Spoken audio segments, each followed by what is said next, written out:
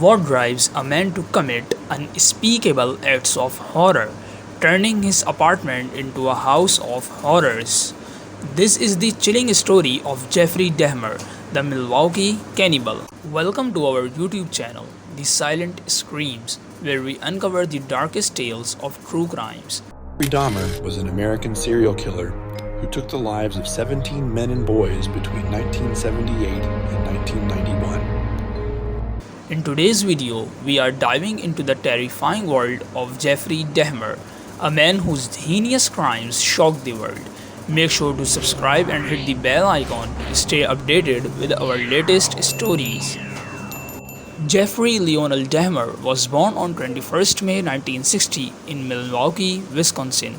His early life seemed relatively normal, but beneath the surface, Dahmer was a troubled child. He was shy and had difficulty fitting in with his peers.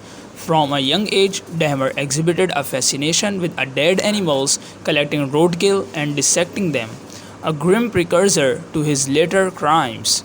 As he grew older, his behavior became increasingly erratic. Dahmer struggled alcoholism and dropped out of Ohio University just after the one semester. His parents' tumultuous divorce only added to his instability. Now let's move on our main topic, murder cases. Jeffrey Dahmer's killing spree began in the 1978, shortly after his high school graduation. His first victim was Stephen Hicks, an 18-year-old hitchhiker. Dahmer lured Hicks to his home with the promise of drinking together. Once there, Dahmer bludgeoned him with a dumbbell and strangled him to death. He then dismembered the body and disposed of the remains. For almost a decade, Dahmer's dark urges lay dormant, but in 1987 he resumed his killing spree. His victims were primarily young men, often from the marginalized communities. Dahmer would meet his victims in bars, nightclubs, or on the street, luring them to his apartment with the promise of money or alcohol in exchange for posing for photographs.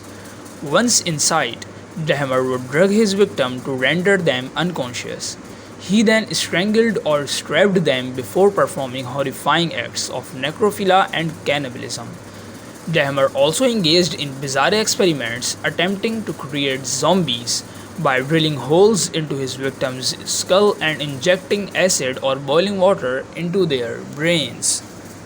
The gruesome details of his crimes shocked the world. Dahmer stored body parts in his refrigerator and freezer, kept skull as souvenirs, and preserved other remains in various chemicals. Dahmer's reign of terror came to an end on 22nd July 1991 when Tracy Edwards managed to escape from his apartment. Edwards flagged down two police officers and led them back to Dahmer's apartment, where they discovered photographs of dismembered bodies and human remains. Dahmer was arrested on the spot.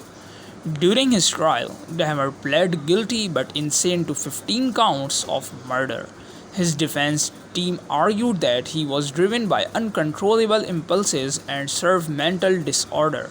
However, the jury found him sane and guilty on all counts. He was sentenced to 15 consecutive life terms in prison, amounting to 957 years behind bars. Now let's move on to our next main topic, the death story of Jeffrey Dahmer. While serving his sentence at the Columbia Correctional Institution in Portage, Wisconsin, Dahmer was initially kept in solitary confinement for his own safety. Eventually, he was moved to a less secure unit where he could interact with other inmates. On November 28, 1994, Dahmer was assigned to work detail with other two inmates, Jesse Anderson and Christopher Scarver.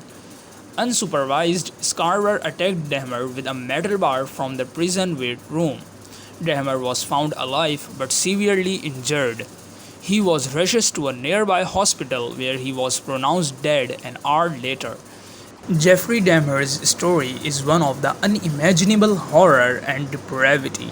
His ability to elude capture for so long, coupled with the sheer brutality of his crimes, has left an indelible mark on the annals of true crime history. Thanks for watching. If you find this video informative, please give it a big thumbs up, share with others who might be interested, and let me know your thoughts in the comments below. Don't forget to subscribe the Silent Screams for more true crimes stories.